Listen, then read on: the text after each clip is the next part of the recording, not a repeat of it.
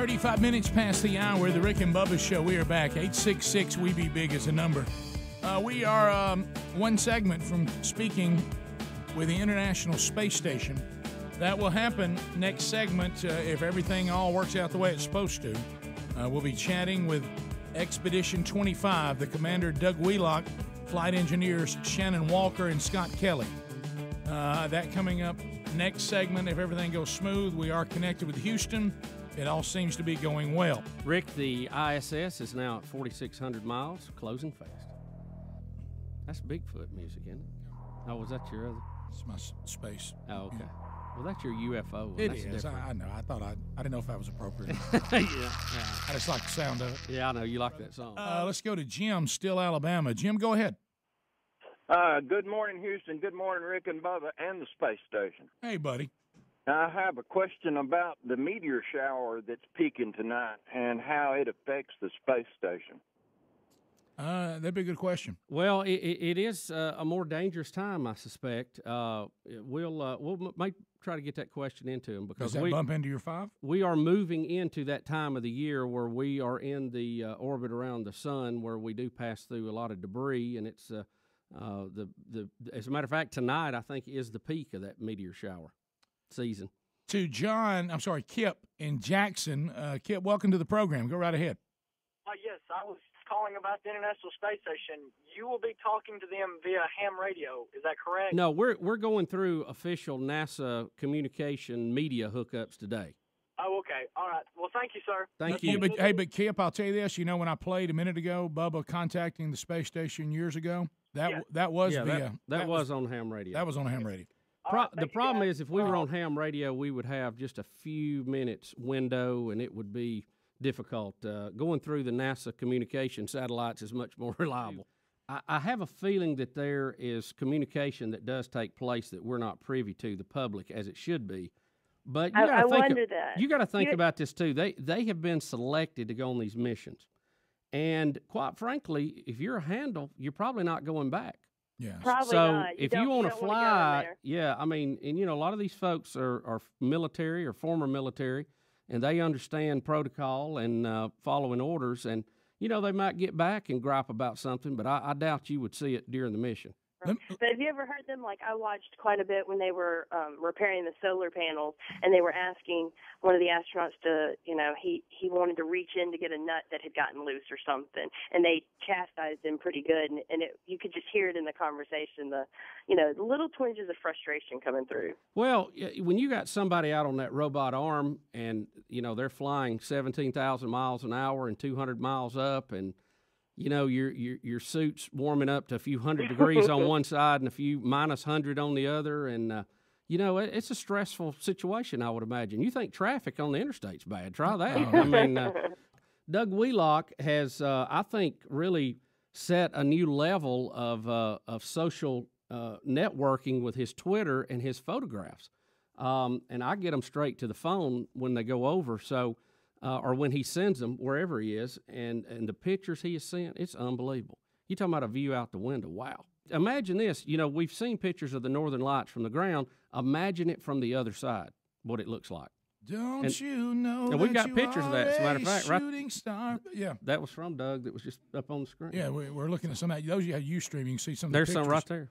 Pictures that Doug has sent us. Boy, when I see northern lights, it just... spiritually, it's tough. I mean, it's very eerie. I can imagine what it looks like from the other side. Well, we'll come back, and we're scheduled to talk to the International Space Station next, Bubba. Let's go. Coming up on the coast of Mexico, 2,700 miles and closing. Going to be right over the top of us, by the way. I guess that's probably why we timed it this way. I would guess. I don't work for Houston. I'm just kind of guessing. We'll be back. Rick and Bubba, Rick and Bubba. 4, 3, 2, 1. Earth below us, drifting, falling. We are back 11 minutes to the top of the hour, the Rick and Bubba Show. We join Houston now, awaiting our cue. And Bubba, even though normally I would set a guest up, I would not have the audacity to do that today. Our guest today, the International Space Station. And I'm going to let you say... Commander Doug Wheelock, Yeah, I'm going to let Flight you. Engineer Shannon Walker and Flight Engineer Scott J. Kelly. I will let you have the line that they have told us that you must Got say it. exactly like it is when you're cued by all people, Houston through Eddie Van Adler. We will be listening for those cues from Capcom. Because we have to respond to them in a Right. certain way. Yes. We have to say the certain thing. Right, the codes. Yeah, I'm still listening. By the way, the space station is now over Mexico, quickly heading toward the Gulf of Mexico. Okay. Then it's going to come up right over us. How about that? Station, this is Houston. Are you ready for the radio event? Houston, this is Station. We're ready. Rick and Bubba syndicated radio show. This is Houston. Please call station for a voice check. Station, this is the Rick and Bubba syndicated radio show. How do you hear me? Rick and Bubba, we've got you loud and clear. Welcome aboard the International Space Station. Oh, wow. Commander Doug, we're glad to be here. First off, let me tell you thank you for making it happen, and hello to everyone on the International Space Station. Doug, let me start with you. We've got a tight window here, but you have brought space back to Earth with your use of social network media like never before. Can you talk about that a little bit and how that has gone? Well, it's been great, and we always looking for ways, Rick and Bubba, to bring the views that we see out the window and the things that we're experiencing in the ways of science on board the station and the experiences that we have inside as well. Bring those back to Earth so folks can enjoy those, can see what we're seeing and experience the very same thing. And we tried to venture out, and Scott is doing this as well, as far as using Twitter. And we've been sending pictures and just our thoughts and comments down to Earth, and so it's been a real thrill to be able to do that.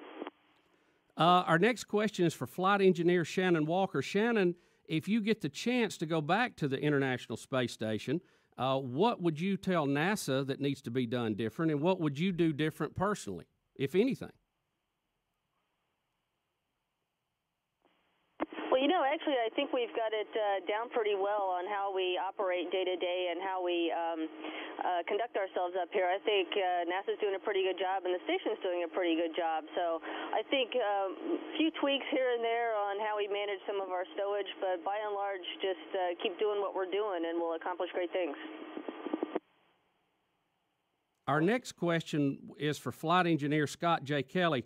Scott, when you get back to Earth, talk to us about how long it takes you to transition back to your Earth legs and what other problems might be in that transition we're not aware of. Well, this is my first long-duration flight, so as far as my knowledge about how long it takes to do that is just from talking to other astronauts. On a short-duration mission, it takes usually about 3 or 4 days before people are feeling 100%. On a longer flight, like on board the International Space Station, it can take much longer. I think up to in some cases several months before not only is a person feeling normal, but they have their bone mass, bone density, and muscle mass back. In some cases, it takes more than a year to get all of that bone density back. Commander Doug, let me ask you, and we've had a lot of people want to know, it's very important work what you're doing, and I know you're very busy, but in your downtime, what do you get to do for fun on the space station? Do you have video games there? I know you work with Twitter, as you mentioned. What other things do you do for fun? Well, we have a lot of an assortment of movies on board that sometimes we'll have movie night together. We tend to try to eat our meals in the evening at least together, and so we can socialize a little bit with our crewmates. And we read. We also have email on board where we can correspond with family and friends. And probably our most favorite pastime is looking out the window, because when you go to the cupola and you have the window on the world, it's quite an amazing sight, and the Earth never disappoints. Well, Doug, let me follow up with you on that comment. You have rode on the space shuttle. You have been on the space station. You've been commander of the space station. You have climbed to Mount Everest, the top of Mount Everest. What are you going to do for excitement when you get back to Earth?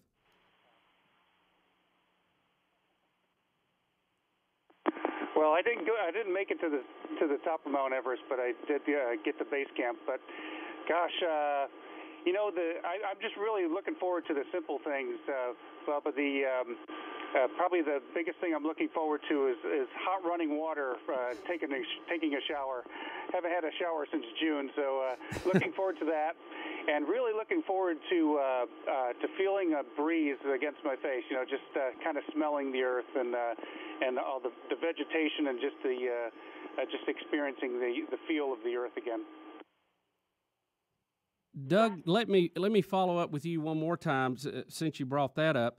Talk to us about how does traveling in space and long duration and having the view you have, how does it affect your spiritual beliefs and your spiritual side? Has that changed? Has it been enhanced?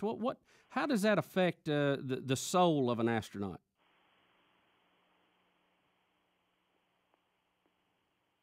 Well, yeah, each person is really different, I suppose, in their experience. For me, it tends to strengthen my own personal beliefs and things, and it's quite an amazing place. You look at the Earth and look at it against the backdrop of space, and you can't help but to sort of turn inward about just your different thoughts on the beauty of our world and sort of your purpose and your place in this world. Because when you look out, you feel pretty small when you look out into the cosmos and then at the Earth and enjoy each of the different views that we have going around the Earth. It really makes you feel like you're quite insignificant, really, in the whole scheme of things. But really makes you turn inward to kind of define yourself and your purpose. So I think for me personally, it's strengthened my personal beliefs. Shannon, we had a question called in from a listener, a very good one. We're in the peak of the meteor shower season. How does that affect you being outside most of the atmosphere and space, danger-wise? And what can you see shooting stars from the space station down below you? That's a very good question. We actually have a very slight increase in risk of being hit by a meteor during a meteor shower, but space is actually a pretty big place, so we haven't noticed that we've been hit by anything. We certainly had nothing come all the way through the station. The interesting thing about meteor showers is that they take place below us, so when we are looking out, and we can see the shooting stars, but they are below us because we're above the atmosphere, so we see them underneath us.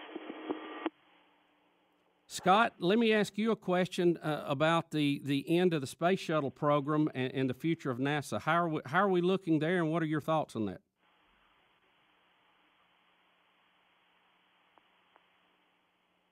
I think the end of the Space Shuttle program is bittersweet. The shuttle has been an amazing vehicle. Its capabilities to perform various types of operations in low Earth orbit, I don't think will be superseded for decades.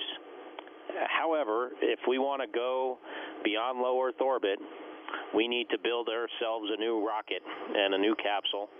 And to do that obviously is very expensive. So we can't fund both programs and also have this amazing space station that's just finally reaching its capability that we currently have. So, although it's sad in one respect, it's understandable, and I think the future of NASA is bright. Certainly, we have some. Our government has some decisions to make here soon with regards to our budget, and whatever they decide as NASA employees, we will support and support it in the best way that we can. Hey, we want to thank all of you for taking time to speak with us. Thank you for the job you're doing, and we can't underline that enough. Commander Doug, thank you again. And Doug, do you want to give a quick shout out to the teachers that have adopted you, or me and you both are going to have to move to Mars? We have our fourth crew member here in the U.S. segment. This is Al, the astronaut, from our teachers and students and the wiregrass.